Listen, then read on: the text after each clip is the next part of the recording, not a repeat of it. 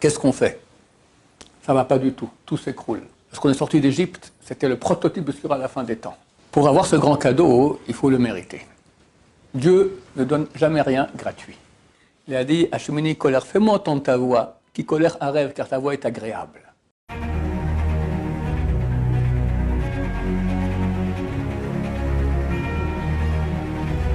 Ce show dédié pour la version de l'âme de Chai Victor Ben Marcel, dont c'est aujourd'hui l'anniversaire du décès. Alors son fils m'a demandé de faire un shiur sur comment vivre à notre époque, comment vivre bien notre époque. On vit une époque qui est extrêmement dure. Bon, Baruch Hashem, c'est pas la Shoah, mais c'est dur. On est en guerre, il y a beaucoup de problèmes. Tout autour de nous s'écroule. Comment vivre cette période? C'est une bonne question. Cette période est appelée Chavle Mashiach, les douleurs d'enfantement du Messie. Enfanter, donc accoucher, ça fait mal. Donc ça fait mal. Baruch Hashem, pour nous en tout cas, beaucoup de grands d'Israël ont dit que l'essentiel des douleurs d'enfantement du Messie sont passées dans la Shoah. Heureusement qu'on n'a pas à souffrir la même souffrance qu'ils ont vécue eux, qui était au-delà de toute humanité. Cet octobre a peut-être été aussi horrible que la non-humanité des nazis, voire peut-être pire. Bon, mais c'était quand même un jour, un moment, c'était pas 4-5 ans de Shoah terrible.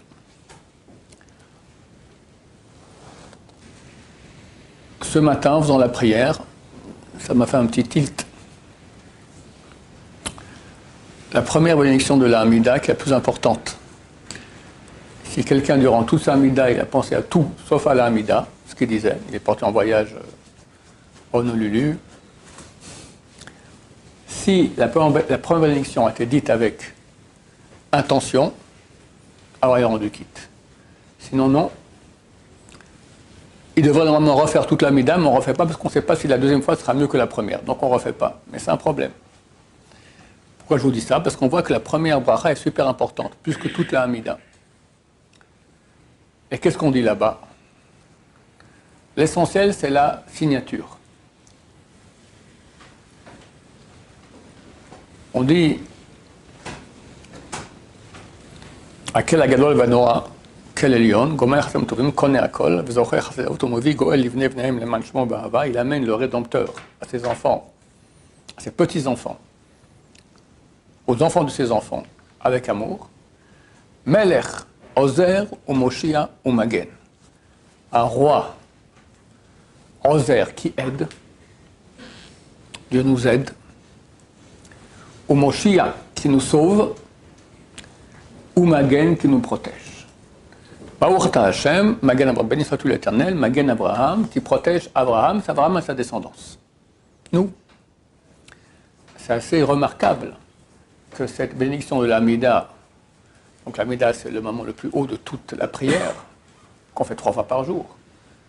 Et la première bénédiction la plus importante, et la fin de la première bénédiction la plus importante. Magen Abraham qui protège Abraham. Dieu nous protège. Il y a un roi qui nous protège, donc qui nous aide, qui nous sauve et qui nous protège. J'ai dit l'autre jour, je répète, l'homme que je pense être le plus grand de la génération a dit la semaine passée aux gens proches à lui, il a demandé de ne pas dire en son nom, donc je ne peux pas dire en son nom. Mais quelqu'un était présent là-bas, il me l'a répété. Que bientôt il y aura des missiles partout. Ça va pleuvoir dru. Il dit ne pas s'inquiéter, avoir confiance en Dieu. Et je pense que c'est exactement le message que nous entendons ici dans cette bénédiction, qui vient exactement avec, on vient de parler du Mashiach. Qu'est-ce qu'on dit juste avant? Umovi Goel, il amène le Rédempteur. C'est qui le Rédempteur? Le Mashiach. Il venait aux enfants de ses enfants, Ve'ahava, avec amour. Dieu qui aide, sauve et protège. Donc ça concerne cette époque-là, dans laquelle nous sommes, pré-messianique. À un point tel que les sages d'Israël, les prophètes, il y a 2500 ans, ont institué ça dans la bénédiction la plus importante de la Hamida. Comme je l'ai déjà dit, je le répète, Dans cette même bénédiction, on dit V'zocher chasdei avot. Dieu se souvient des chassadim, des bontés des patriarches, Abraham, Isaac et Yaakov. Deux sens. Premier sens, se souvient des mérites qu'ils avaient. Et grâce à cela, il nous sauve aujourd'hui. Deuxième sens, il se souvient des chassadim, des bontés qu'il a promis aux avot, aux patriarches, de faire à leur descendance. Et parmi ces bontés-là, les plus grandes sont celles de Yaakov Avinu. C'est-à-dire que le mérite d'Abraham Israël nous a tout l'exil, mais Yaakov a laissé tout pour la fin, aujourd'hui. C'est-à-dire qu'on vit une époque extrêmement décisive. Pas simplement aujourd'hui la guerre avec Hamas, et très bientôt ils sont vers avec Hezbollah, et peut-être une guerre mondiale, ça c'est le dessert.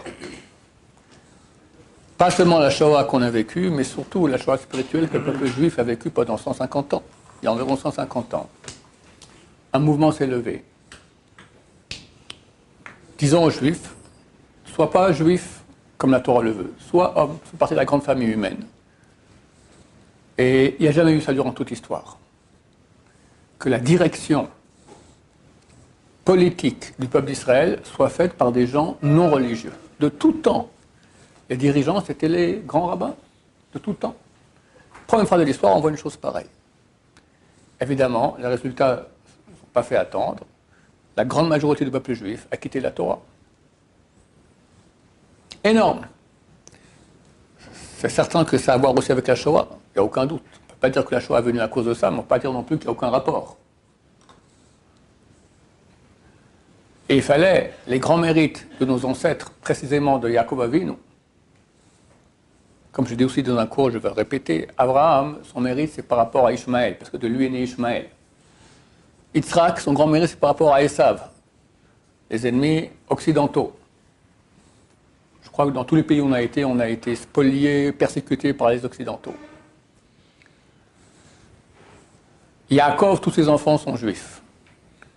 Lui, son mérite, c'est qu'on le Erevrav. Erevrav, ce sont ces juifs-là, justement, qui disent aux juifs, vis comme un goy. Il fallait des mérites énormes, parce que le goy, aussi mauvais qu'il soit contre nous, il ne peut pas faire grand-chose.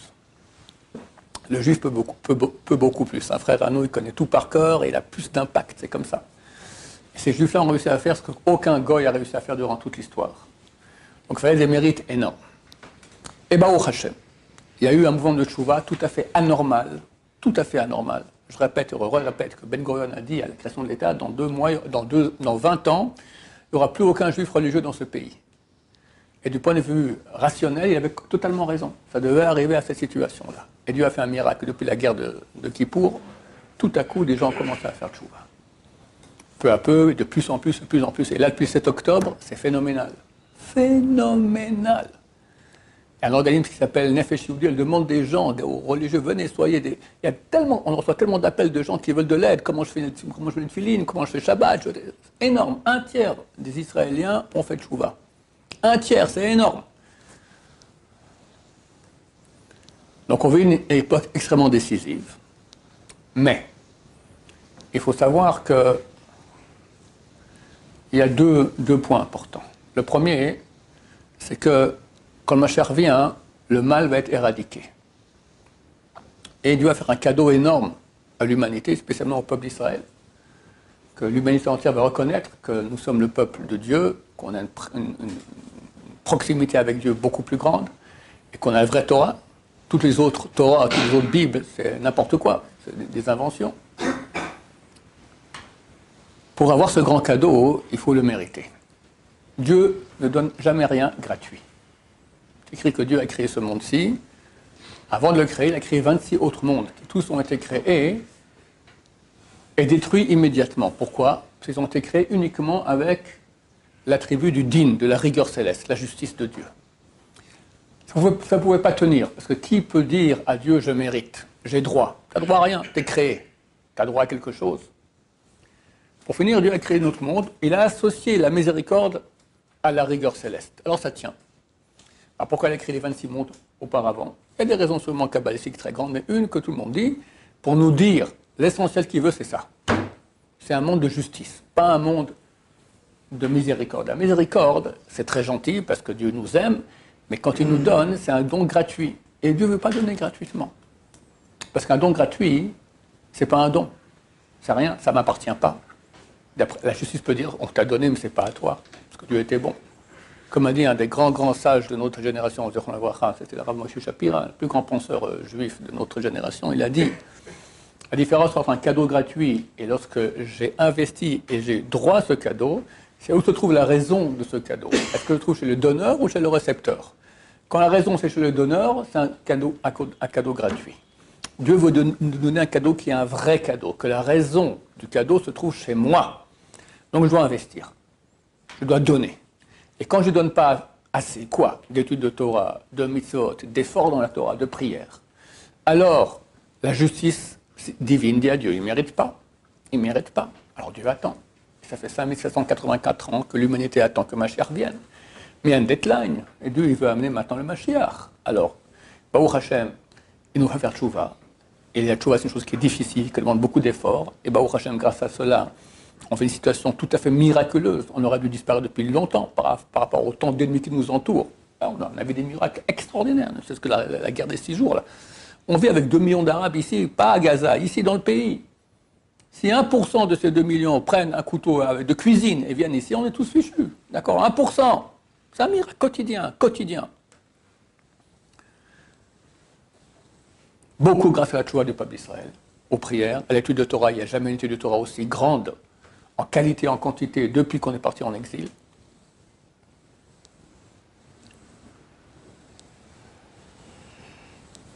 Mais s'il n'y a pas assez de mérite, alors la justice divine dit, il ne mérite pas. Alors qu'est-ce que Dieu peut faire pour quand même amener? La seule solution qui reste, c'est la souffrance.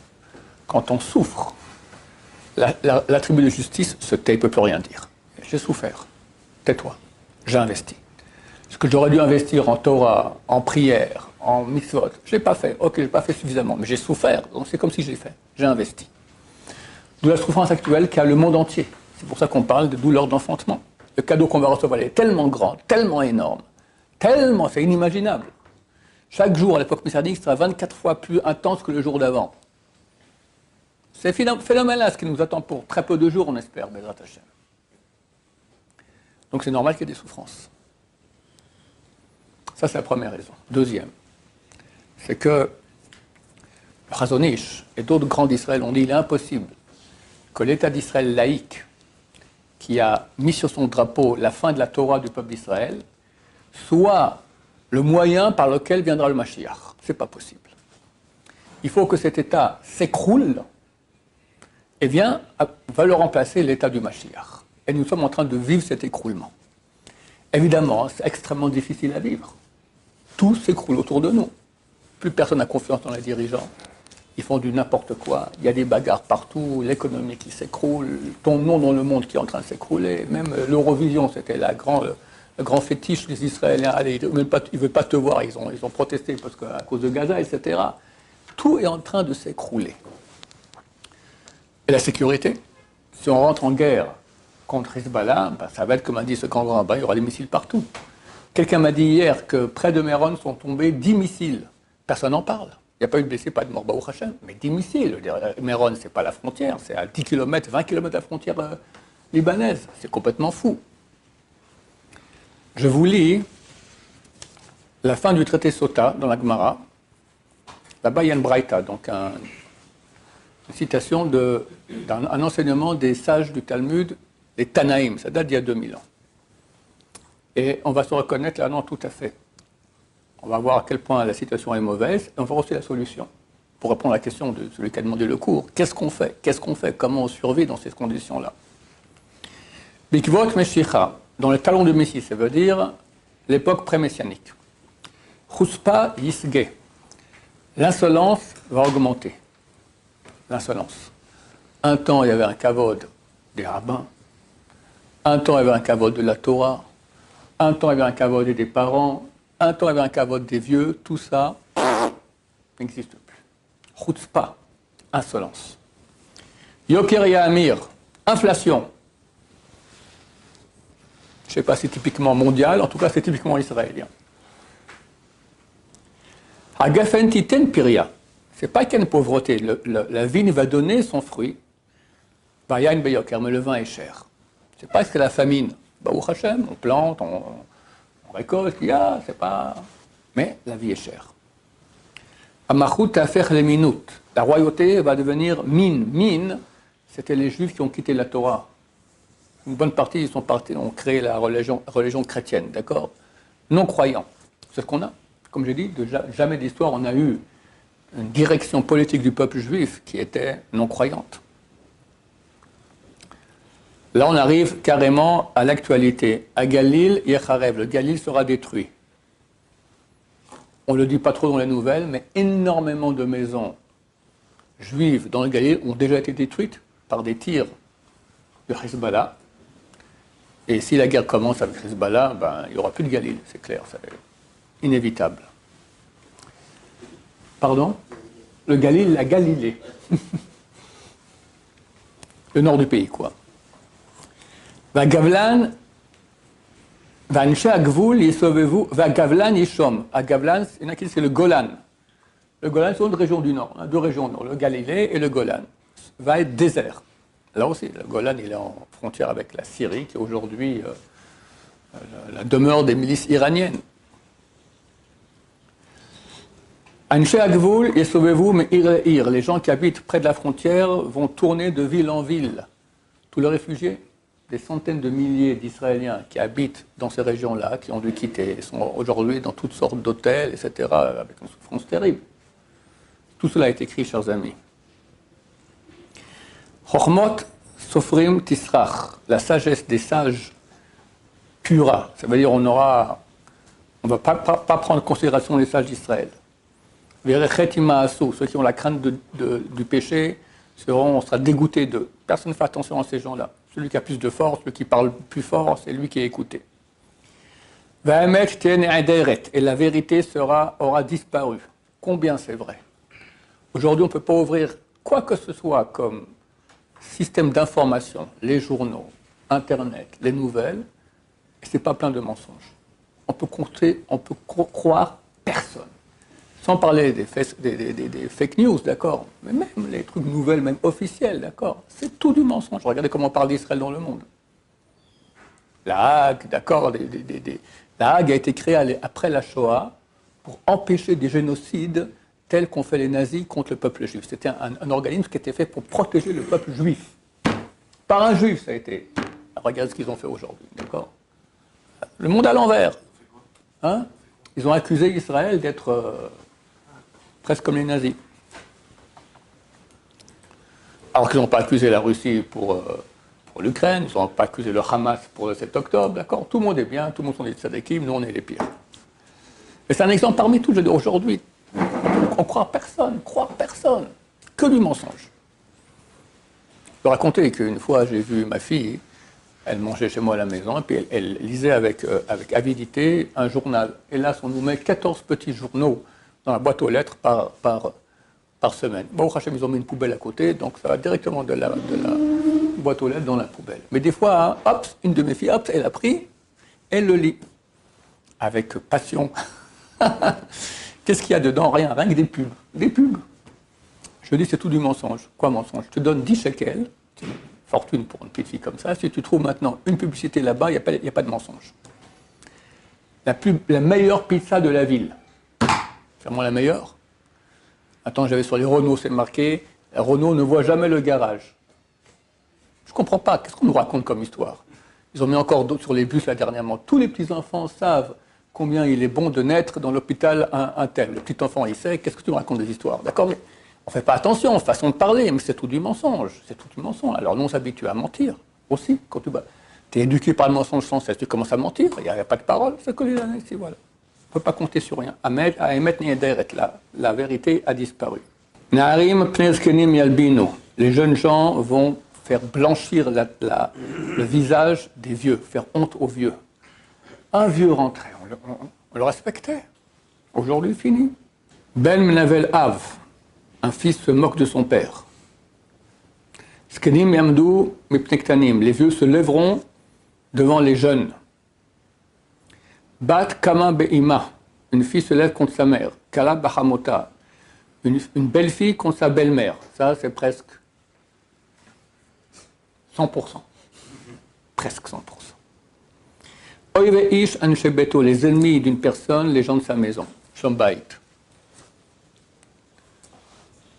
Aujourd'hui, c'est presque qu'on conseillerait aux gens de ne pas se marier. Parce qu'après quelques années, ils divorcent avec une souffrance terrible. On ne peut pas leur dire ça, mais regardez ce qui se passe. Terrible. Les ennemis de la personne sont les gens de sa maison. Conclusion de la Braïta, et c'est ça le point auquel je voulais arriver. Valma yeshanu leishaen, sur qui on peut compter. Qu'est-ce qu'on fait? Ça ne va pas du tout, tout s'écroule. Et bientôt on sera en guerre, peut-être guerre mondiale. Je m'adresse aussi à nos frères qui sont à l'étranger, parce que nous on aura Hezbollah sur le dos, mais eux ils vont avoir une guerre mondiale sur le dos. Quelle est la clé? On n'a pas sur qui compter si ce n'est sur notre Père qui est dans le ciel. Et c'est ça ce que Dieu veut, c'est ça ce que Dieu fait pour qu'on arrive à cela. Comme ce grand rabbin, dont je ne vais pas dire le nom, a dit, il y aura des missiles partout, il a dit, il ne faudra pas s'inquiéter, il faudra compter sur Dieu. Dieu veut une relation avec nous. Il veut qu'on soit proche de lui. J'ai déjà dit hier, lorsqu'on est sorti d'Égypte, c'était le prototype de ce qu'il y aura à la fin des temps. On arrive à la mer de Jon. On ne peut pas passer, c'est bloqué. Qu'est-ce qu'on fait? C'est marqué que le peuple d'Israël était terrorisé. Vaïrou meod. Ils ont crié à Dieu. Il faudrait crier. Baruch Hashem, aujourd'hui, beaucoup de gens crient. Beaucoup, Baruch Hashem. Beaucoup. Et les prières font un effet extraordinaire. Comme Sternbuch, qui est le rave du Badatz, il a 98 ans, qui la nuit du 7 octobre, avant qu'on sache qu'il y avait un génocide, il a dit, est-ce qu'on peut faire une joie lorsqu'il y a un massacre?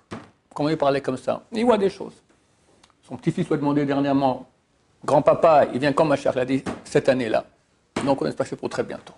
Et il a dit, il a rajouté, chaque prière que les gens font aujourd'hui, elle a un impact extraordinaire qui rapproche Mashiach, qui fait qu'il viendra avec beaucoup plus de miséricorde. Donc comptez sur Dieu et criez.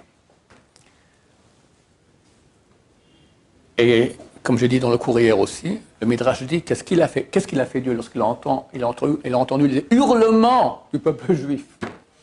Il a dit, Hashemini colère, fais-moi entendre ta voix, qui colère un rêve, car ta voix est agréable. Il veut qu'on soit en relation avec lui, il veut qu'on prie, il veut qu'on hurle, et qu'on compte sur lui. Dieu, il a un problème. Dieu est le maître du monde, c'est ça la profession de foi du peuple juif. Hachem, Elokeinu Hachem Echad, il est un, ça veut dire qu'il est tout est sous son emprise. En une seconde, il peut faire ouvrir la mer, et on passe, et les Égyptiens viennent. Qui l'aurait cru? Qui l'aurait cru?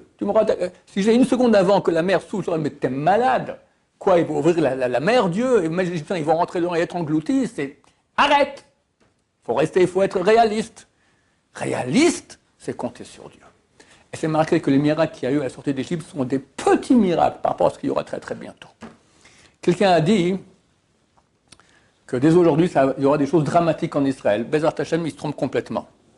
Pendant encore 2 semaines jusqu'au mois de Hadar. Dès le mois de Hadar, on va commencer à avoir des miracles extraordinaires. Hadar, c'est marqué que lorsqu'on a un problème avec un non-juif, un procès, quelque chose comme ça, c'est bien qu'on l'ait au mois de Hadar. Parce que notre mazal, on est très aidé à ce moment-là. Et s'il y a une guerre avec eux, le mois de Hadar, il y a encore 2 semaines à tenir, Bezrat Hashem, même moins, qu'est-ce que je dis, 2 semaines, 14 jours à tenir, Bezrat Hashem, on verra des miracles énormes. Mais, on n'est pas arrivé au bon, on ne sait pas comment Mashiach vient, on espère.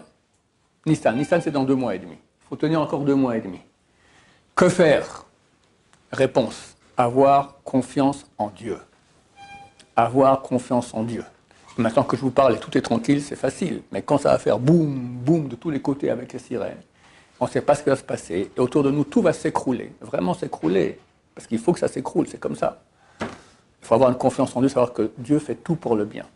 Et je vous dirai un petit truc qui est très simple à comprendre, qui pourra nous faire raisonner dans ces moments-là. Dieu ne nous a pas fait tenir 3335 ans, quand le peuple juif, pour nous amener ici en terre d'Israël, et boum, qu'on disparaisse. C'est évident que non. Il n'aura pas fait qu'on gagne la guerre de 6 jours en 6 jours avec des victoires tellement grandes pour qu'on disparaisse 50 ans plus tard. Donc c'est clair. Il n'aura pas fait non plus que le monde de la Torah, qui est la prunelle des yeux de Kadosh Baruch Hu, le monde de la Torah, se développe tellement en terre d'Israël pour qu'il n'y ait plus rien du jour au lendemain. Donc on y est, on y reste.